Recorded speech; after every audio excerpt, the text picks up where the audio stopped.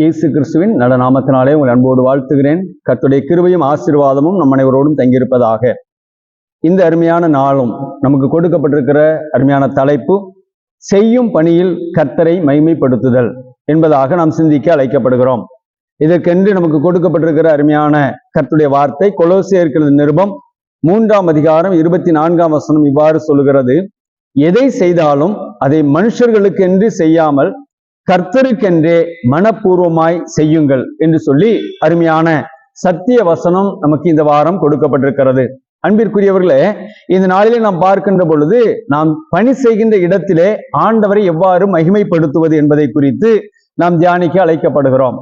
ஆதியிலே ஆண்டவர் மனிதனை படைத்தார். ஆதியிலே அவர்கள் மூலமாக ஆபேல், காயின் என்று அருமையான சகோதரர்கள் அங்கே கடந்து வந்தார்கள். அவர்கள் முதலாவது செய்த பணி அல்லது தொழில் என்று சொன்னால், ஒன்று மேய்ப்பு தொழில், இன்னொன்று விவசாயம் என்று சொல்லி நாம் பார்க்கிறோம். ரெண்டே தொழில்தான் ஆதியிலே ஆண்டவர் படைத்த பொழுது அங்கே காணப்பட்டது. அந்த படைப்பின் தொழிலிலே அங்கே ஆபேல் ஆண்டவருக்கு உகந்ததாக, சிறப்பானதாக ஆண்டவருக்கென்று காணிக்கைகளை கொண்டு சென்றார். கடவுள் கேட்கவில்லை, அவனாக கொண்டு படைத்தான். காயினும் அதே போன்று தன்னுடைய விளைநிலங்களில் உள்ளவற்றை ஆண்டவருக்கென்று படைத்தான் என்று சொல்லப்படுகிறது. ஆனால் அந்த நாளிலே ஆண்டவருக்கென்று, ஆண்டவரை மகிமைப்படுத்துவதற்கென்று தங்கள் தொழிலே கிடைத்ததை ஆண்டவருக்கென்று படைத்து அங்கே ஆபேல் மகிமைப்படுத்தினான். இந்த நாளிலே செய்யும் பணியில் கர்த்தரை மகிமைப்படுத்துதல் என்று சொல்லுகின்ற பொழுது, இந்த நாளில் நம்முடைய திருமறை பகுதிகளாக சொல்லப்பட்டிருக்கிற வேத வசனங்களில் இருந்து நாம் 3 காரியங்களை நாம் கவனிக்கலாம். முதலாவதாக, கணக்கில் உண்மையாயிருந்து கர்த்தரை மகிமைப்படுத்துதல். கணக்கில் உண்மையாயிருத்தல். கிறிஸ்துவுக்கு பிரியமானவர்களே, ஒருவேளை நமக்கு எந்த பணிகளாக இருந்தாலும் அது ஒரு பொருளாதாரம் சார்ந்ததாகத்தான் காணப்படும். பொருளாதாரம் என்பது நம்முடைய கைகளிலே கொடுக்கப்படும். அதை நாம் எவ்வாறு நிர்வகிக்கிறோம் என்பதை ஆண்டவரை மகிமைப்படுத்தும்படியாக நிர்வகிக்க வேண்டும் என்று ஆண்டவர் விரும்புகின்றார். யாத்திராகமத்தின் புஸ்தகம் 31ஆம் அதிகாரம் 1 முதல் 11 வசனங்கள், இன்னும் யாத்திரா 36ஆம் அதிகாரம் 5ஆம் வசனத்திலே நாம் பார்க்கிற பொழுது, ஆண்டவர் அந்த நாளிலே அங்கே யாத்திராகமத்தின் புஸ்தகம் வருகிற பொழுது ஆண்டவருடைய ஆலயத்தின் தேவைகளாக பல்வேறு தொழில்கள் அங்கே கொடுக்கப்படுகிறது. குறிப்பாக தங்கத்தை கொண்டு, வெள்ளியை கொண்டு, வெண்கலத்தை கொண்டு, அல்லது உயர்ந்த ரக கற்களை கொண்டு, உயர்ந்த நல்ல மரங்களை கொண்டு அங்கே அந்த காரியங்கள் செய்ய வேண்டும் என்று தொழில்கள் கொடுக்கப்படுகிறது. அந்த தொழிலுக்கு வேண்டிய ஞானத்தை ஆண்டவர் பெசலெயேலுக்கும் அகோலியாவுக்கும் ஆண்டவர் கொடுத்தார். அவளோடு கூட ஒரு சிறிய கூட்டத்தை ஆண்டவர் கொடுத்தார். அவர்கள் எல்லாரும் ஆண்டவருக்கு உகந்தவர்களாக காணப்பட்டார்கள். பொருளாதாரத்தை மிக நேர்த்தியாக கையாளுகிறவர்களாக காணப்பட்டார்கள் என்று வேதம் கற்றுத் தருகிறது. எப்படி என்று சொன்னால், அங்கே மோசேயை காணும்படியாக வருகின்றார்கள். மக்கள் எல்லாரும் தங்கம் அல்லது வெள்ளி, வெண்கலம் என்று எல்லாவற்றையும் கொடுத்து கொண்டிருக்கின்றார்கள்.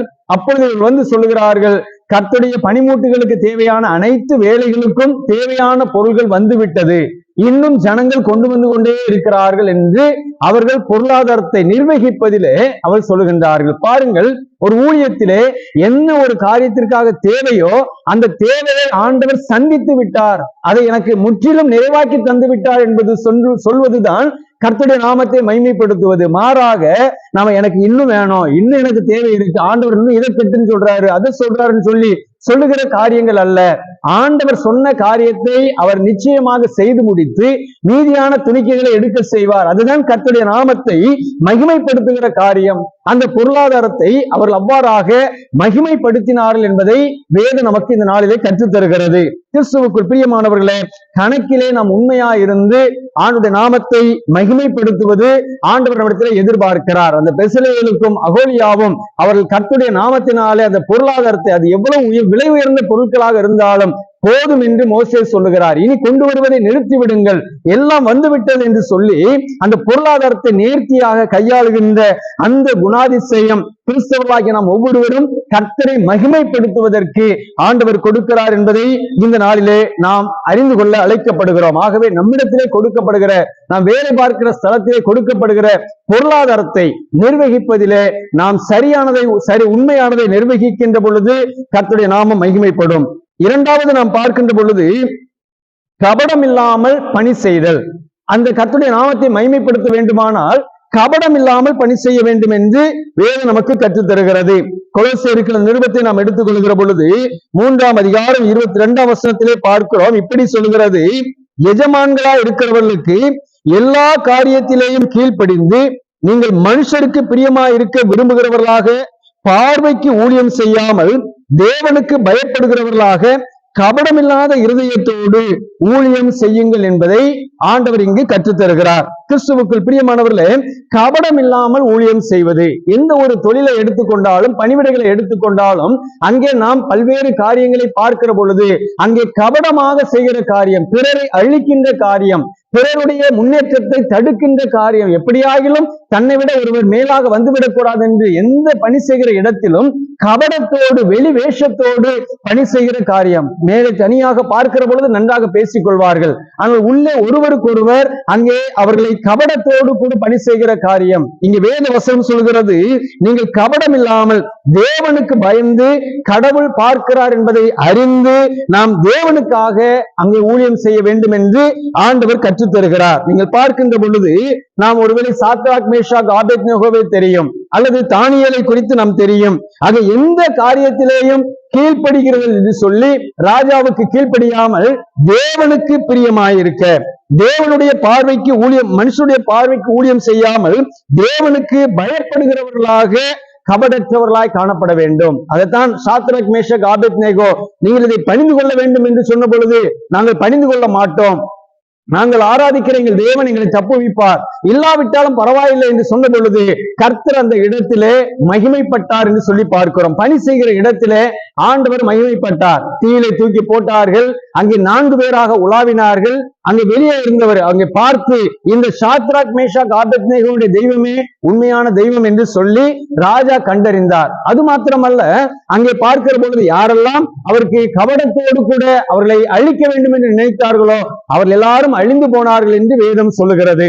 அது மாத்திரமல்ல, தானியேலுடைய வாழ்க்கையிலே சிங்க கெபியிலே அவர்கள் கபடத்தோடு பணி செய்து எப்படியாகிலும் இவரை குற்றப்படுத்த வேண்டும் என்று அங்கே திட்டம் தீட்டி ராஜாவினுடைய முத்திரை மோதிரத்தினாலே அவர் செய்தாலும் கூட அந்த இடத்திலே சிங்க கெபியிலே போட்டார்கள். ராஜாவுக்கு இரவு முழுவதும் தூக்கம் வரவில்லை. அதிகாலையில எழுந்து ராஜா ஓடோடி வருகிறார்.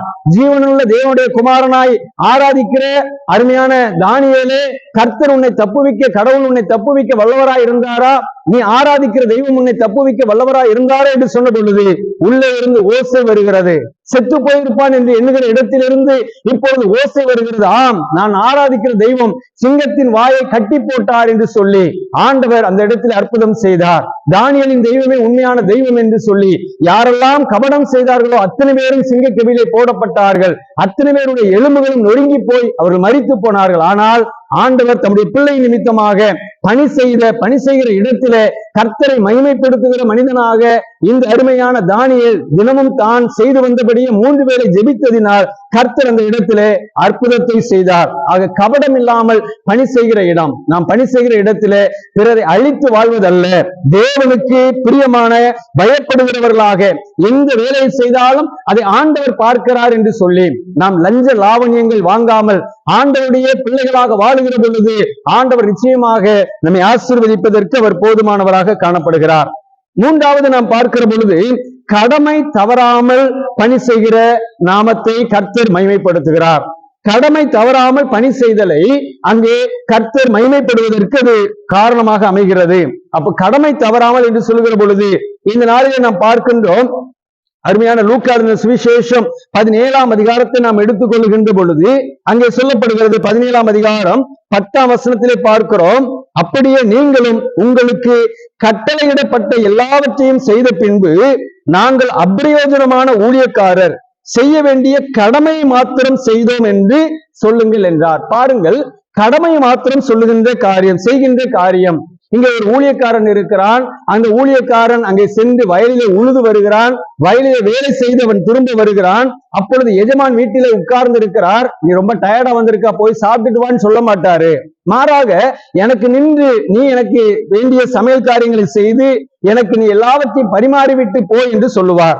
சரி, இவன் ஒருபடி எக்ஸ்ட்ரா இவன் வேலை செய்ததுனால உனக்கு ஏதாவது உபசாரம் செய்வாரா அப்படின்னா உபசாரமும் அங்கே செய்ய மாட்டார் என்று சொல்லி அருமையான உவமையை சொல்லி ஆண்டவர் இந்த வார்த்தையை சொல்லுகிறார். கிறிஸ்துவுக்கு பிரியமானவர்களே, கடமையை செய்கிற காரியம் இந்த நாளிலே நமக்கென்று கொடுக்கப்படுகிற பொறுப்புகளிலே நாம் கடமை தவறாதவர்களாக காணப்பட வேண்டும். ஒரு அருமையான அந்த ஒரு நபர் என்னிடத்தில் சொன்ன ஒரு காரியம், ஐயா நான் அலுவலகத்தில் இருக்கிறேன், அலுவலகத்தில் இருக்கிற பொழுது என்னுடைய டேபிளுக்கு வர்ற ஃபைல் எல்லாத்தையும் நான் வீட்டுக்கு எடுத்துட்டு போயினாலும் அன்னன்னைக்கு உள்ளதை முடிச்சு கொண்டு வந்துடுவேன். என்னுடைய பெர்சனல் கம்ப்யூட்டர்ல நான் அதை போட்டு நான் முடித்து கொண்டு வந்து விடுவேன். ஏனென்றால் என்னுடைய கடமையை நான் செய்ய வேண்டும் என்று சொல்லி அவர் குறிப்பிடுகின்றார். காரணம் என்னன்னு கேட்ட பொழுது, ஒருவேளை வருகிற ஜனங்கள் அவசரமாக தங்களுடைய PF மற்ற பொருளாதார காரியங்களுக்கு அதிகமான தேவைகளோடு நிற்பார்கள். அந்த அவசரத்தை அறியாதபடி நாம பல நாட்கள் வைத்திருந்தால் அது ஆண்டவருக்கு செய்கிற காரியம் அல்ல.